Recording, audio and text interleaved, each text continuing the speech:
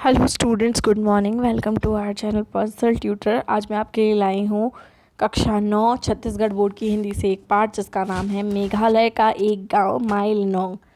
शुरू करते हैं आज के पाठ को। हाल ही में मुझे मेघालय जाने का मौका मिला। मेघालय यानी बादलों का घर। मेघ मतलब होता है बादल, आलय मतलब होता है घर, बादलों का घर की राजधानी शिलोंग है। वहाँ पहुँचकर मुझे पता चला कि शिलोंग से 75 किलोमीटर दूर घने जंगलों के बीच बसा है एशिया का सबसे साफ सुथरा गांव जिसे कहा जाता है माइलेनोंग। और मैंने वहाँ जाने का मन बना लिया। हमारी यात्रा शुरू हुई। हम जल्द ही पहाड़ों के ऊपर थे। कहीं पहाड़ी झरने गिर रहे थे, कहीं घने जंगल थे। मैंने देखा कि लोगों ने बांस को आधा काट कर उसकी नाली बना दी थी। इससे पहाड़ से तेज धारा में गिरने वाले पानी को उससे सहारा मिल गया था। आसमान में रुई के फाहों जैसे बादल उड़ रहे थे। पहाड़ पर चढ़ते वक्त हमारी कार के कांच पर नन्ही नन्ही बूंदें दिखने लगीं। मैंने कहा, अरे बारिश आ गए। गोविंद कार रोककर बोलता, नहीं मैडम जी, यह बारिश नहीं है, बादल है। आप बाहर निकल कर देखिए जरा। और सचमुच में बाहर बिल्कुल बारिश न थी। कार के ऊपर से बूंद बूंद मिलकर पानी की धारा बहने लगी, लेकिन ऐसे बाहर हाथ फैलाओ तो कुछ हाथ नहीं आता था। अद्भुत नज़ारा था। चारों तरफ सफ़ेद बादलों का समंदर लहरा रहा था। जहाँ हम खड़े थे वहाँ से 10 मीटर की दूरी पर कुछ भी नज़र नहीं आ रहा था। सड़क से गुजरती सारी गाड़ियों में अपनी इमरजेंसी लाइट जलाई हुई थी। सामने से भी गाड़ियाँ आ रही थी। सभी लोग बहुत ही धीमे और एक के पीछे एक चल रहे थे ताकि कोई दुर्घटना न घट जाए। पहाड़ी रास्ता था। एक तरफ हज़ारों मीटर गहरी खाई, दूसरी तरफ पहाड़। धुंध में रास्ता कुछ समझ नहीं आ रहा था। एक छोटी सी जगह पर गोविंद ने गाड़ी रोककर बोला, एक टैक्सी वाले से द्वाकी का रास्ता पूछा। द्वाकी मुख्य सड़क पर बसा एक छोटा सा शहर है। टैक्सी वाला बोला, मैं वहीं जा रहा हूँ, मेरा पीछे पीछे चलो। सारी बातचीत गोविंद के माध्यम से असमी में हो रही थी। असमी यानी असम भाषा में जो राज्य में जो भाषा बोली जाती है उसे असमी कहते हैं। हिंदी यहाँ कम ही बोलते हैं। धुन से हम उसके पीछे पीछे चल दिए। आगे जाकर पोंटोंग नाम की एक जगह आई जहाँ से एक रास्ता द्वाकी जा रहा था और दूसरा माइलेनोंग। वहाँ उस सूमो के ड्राइवर ने गाड़ी रोकी और कांच खोलकर इशारा किया कि इस तरफ से चले जाइए, और हमारी गाड़ी वहाँ से 18 किलोमीटर दूर माइलेनोंग की तरफ बढ़ी। माइलेनोंग में हमारा गाइड हेनरी बना। हेनरी यहाँ घूमने आए लोगों को गांव दिखाने और उनके रहने खाने की व्यवस्था का काम करता था। वह अंग्रेज़ी और खासी 2 भाषाएं जानता था। हेनरी सबसे पहले हमें ट्री हाउस और बांस के कॉटेज दिखाने ले गया। वे बेहद खूबसूरत थे। उन्हें हेनरी के पिता ने बनाया था। ट्री हाउस बनाने के लिए सड़क के दोनों ओर के बड़े बड़े पेड़ों को बांस से जोड़ा गया। उनके ऊपर मचान जैसा एक घर बना था। नीचे बांसों की सीढ़ी से एक घुमावदार रास्ता बना था। सारा काम बांस का ही था। यहाँ तक कि बांधने के लिए भी बांस की पतली छालें इस्तेमाल की गई थी। मैं ट्री हाउस में एकदम ऊपर तक चढ़ गई।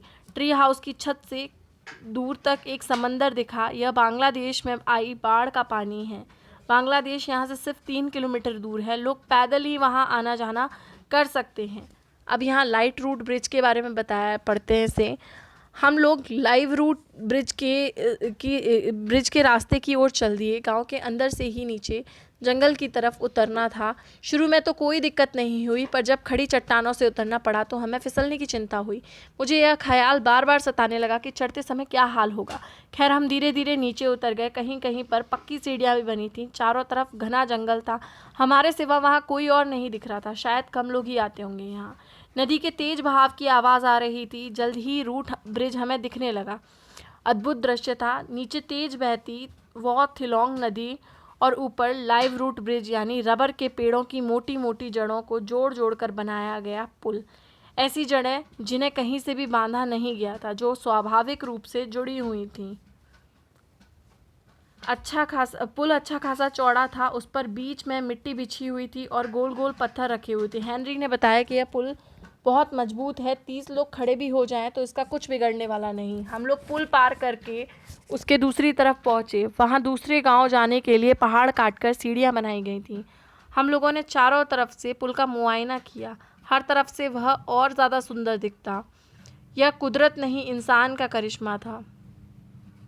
इस बीच हम हेनरी के पिता से मिले। मैंने उनको अभिवादन किया तो उनके चेहरे की झुर्रियों के बीच एक भोली सी मुस्कान छा गई। उनकी उम्र करीब 60-62 साल होगी। वे सिर्फ खासी भाषा जानते थे। हेनरी हमारा दुभाषिया बना, यानी कि एक भाषा को दूसरी भाषा में जैसे बदलने वाला। मैंने पूछा, आपका नाम क्या है? वे कुछ बोलते से पहले हेनरी बोल पड़ा, दिसंबर। हाँ मैडम जी, इनका नाम दिसंबर है और मेरी माँ का नाम फेस्टिवल है। यहाँ ऐसे ही नाम रखे जाते हैं। आपको गांव में वोडाफोन, आइडिया, एयरटेल जैसे नाम भी मिल जाएंगे। जो नाम सुने जाते हैं वही रख दिए जाते हैं। यहाँ महीनों के नाम पर, सप्ताह के नाम पर भी लोगों के नाम हैं। दिसंबर जी से मेरी बातचीत शुरू हुई। उन्होंने बताया कि उन्होंने अपने दादा से इस पुल के बारे में सुना था। खासी जनजाति के लोगों का मकसद ऐसे पुल नोवेद गांव से रिवाई गांव को जोड़ना है। पुल बनाने की इस परंपरा को एक विशेष जनजाति के लोगों ने पीढ़ी दर पीढ़ी जीवित रखा। आज वे कहाँ पुल बना रहे होंगे यह कोई नहीं जानता। एक पुल बनाने में करीब 100 साल लग जाते हैं। लाइव रूट ब्रिज बनाने के लिए सबसे पहले रबर के पौधों को सोचे समझे तरीके से लगाया जाता है। जब पौधे बड़े होने लगते हैं तो उनकी हवाई जड़ें, सपोर्टिंग रूट्स बाहर लटकने लगती हैं। तब उनको बांसों से चोटी की तरह गूंथते हुए, यह कोई एक दिन का काम नहीं होता, ना ही एक महीने का, क्योंकि जीवित पेड़ों की जड़ें तब तक नहीं बढ़ जाती जब तक उन्हें बांधा नहीं जाता। रस्सी की तरह बढ़ती ये जड़ें चिपकती हैं, एक दूसरे से बंधती जाती हैं, धीरे धीरे बांसों की जगह बदलती जाती है। हमने जो पुल देखा वह करीब 300 साल पुराना है। मेरे आश्चर्य का ठिकाना ना रहा। ऐसे पुल और कहाँ है? मैंने पूछा। उन्होंने बताया कि चेरापूंजी के पास डबल डेकर पुल है, यानी एक पुल के ऊपर एक और पुल। अचानक मुझे ट्री हाउस याद आया। मैंने उनसे इशारे में कहा कि आपने बहुत सुंदर घर बनाया है, तो वे मुस्कुरा उठे। कितने दिन लगे इसे बनाने में? मैंने पूछा। हेनरी ने बताया, 2 महीने। मैंने पूछा, आपने ट्री हाउस के सहारे जो बड़े बड़े पेड़ों के तने लगाए हैं वे किस पेड़ के हैं? वे बोले, कटहल के हैं। दिसंबर जी से बात करते करते समय का पता ही नहीं चला। बाहर अंधेरा हो गया और बारिश भी हो रही थी। वैसे भी यहाँ जल्दी रात हो जाती है। हेनरी ने कहा कि आप खाना खाकर सो जाइए, तो हम फ़ौरन मान गए। हम थक भी बहुत गए थे। हेनरी की बहन सारा ने बहुत स्वादिष्ट दाल चावल और परवल की सब्ज़ी बनाई थी। उसे खाकर हम लोग गहरी नींद में सो गए। सारी रात बारिश होती रही। सुबह उठे तो बिजली गायब थी। बाहर बादलों ने ही हमें चारों तरफ से घेरा हुआ था। अच्छा हुआ जो कल रात हम रूट ब्रिज देखने गए। आज तो जाना संभव नहीं होता है, क्योंकि चूँकि बारिश बहुत तेज़ होती है, इसलिए हरियाली ज़्यादा और धूल कम है।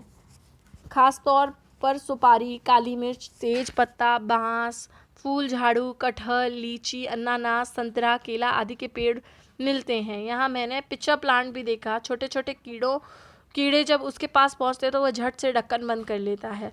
जब वे कीड़े मर जाते हैं तब वो उनको खा जाता है। घने जंगल और पहाड़ों के बीच बसा होने के कारण माइलिनोंग किसी भी कमी का एहसास नहीं कराता। यहाँ लोग पॉलीथीन का प्रयोग नहीं करते। हेनरी ने बताया कि माइलिनोंग में 94 परिवार बसे हुए हैं। यहाँ कुल 506 लोग रहते हैं। साक्षरता की दर यहाँ 100% है। गांव में 2 स्कूल हैं, एक खासी और एक अंग्रेजी माध्यम का। सभी बच्चे पढ़ने जाते हैं। 8वीं के बाद पढ़ाई के लिए बच्चे शिलोंग जाते हैं। यहाँ के लोग खाना मिट्टी के चूल्हे पर बनाते हैं। चूँकि यहाँ बारिश ज़्यादा होती है, इसलिए चूल्हे के ऊपर बने एक झूले में लकड़ियाँ सुखाने के लिए रख दी जाती हैं। गर्म धुएं से लकड़ियाँ सूख जाती हैं। इनका कपड़े सुखाने का तरीका भी निराला है। इन्होंने बांस का एक बड़ा सा पिंजरा बनाया हुआ है, जिसके नीचे कोयले के जलते हुए अंगारे रख देते हैं। ऊपर कपड़े फैला दिए जाते हैं। हल्की गर्मी के ताप से कपड़े सूख जाते हैं। माइलिनोंग में एक छोटी सी दुकान है जो साबुन, मोमबत्ती, माचिस वगैरह छोटी मोटी ज़रूरतों को पूरा करती है। माइलिनोंग से 2 टैक्सियाँ हर रोज़ सुबह शिलोंग जाती हैं और शाम को वापस आती हैं। यहाँ के लोग आटा, दाल, चावल, हरी सब्जियाँ तथा खाने पीने का हर सामान शिलोंग से ही लाते हैं। यहाँ सब्ज़ी, अनाज कुछ भी पैदा नहीं होता। हाँ, मछली, सूअर, मुर्गियाँ ज़रूर पाली जाती हैं। हेनरी ने बताया कि शिलोंग से माइलिनोंग के बीच सड़क बने 12 साल हुए हैं। इससे पहले आना जाना मुश्किल था। गांव की मुखिया को सभी हेडमैन कहते हैं। उन्होंने गांव को साफ़ सुथरा रखने के लिए नियमों को जगह जगह लगा रखा है, जिसका सभी गांव वाले पालन करते हैं। रूट ब्रिज के रास्ते मैंने बड़े बच्चे को एक रोचक खेल खेलते देखा। केले के तने को उन्होंने ज़मीन में गाड़ दिया। दूर एक रेखा खींची हुई थी, जिसके पीछे खड़े होकर वे नुकीले तीर से उस तने को भेदने की कोशिश कर रहे थे। आसपास खड़े बच्चे निशाना लगने पर तालियां बजा रहे थे। हम भी इस अनूठी जगह के लिए मन ही मन तालियां बजाते हुए आगे बढ़े। तो यहाँ हमने पढ़ा मेघालय के एक गांव के बारे में, माई लिनोंग, जो कि एशिया का सबसे साफ सुथरा, साफ स्वच्छ क्या है, गांव है। इस पाठ को लिखा है अनीता सक्सेना जी ने। अगर आपको भी ये पाठ पसंद आया हो तो वीडियो को लाइक कीजिए, चैनल को सब्सक्राइब कीजिए। Thank you.